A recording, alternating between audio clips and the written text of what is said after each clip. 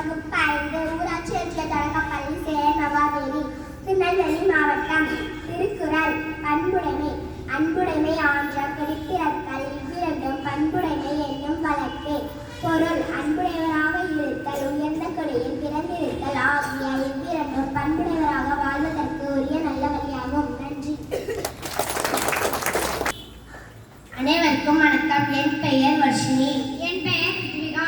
5ஆம் வகுப்பு ஊராட்சி ஒன்றிய தொடக்கப்பள்ளி சேரன் மகாதேவி திருநெல்வேலி மாவட்டம். விடுகதை. மழையில் நனையாத காய் எது? குடைமிளகாய். பெயரிலே பூ உள்ள காய் எது? பூசணிக்காய்.